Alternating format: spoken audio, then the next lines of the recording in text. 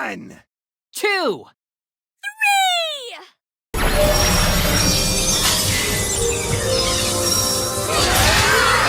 Let's see that once more in slow motion.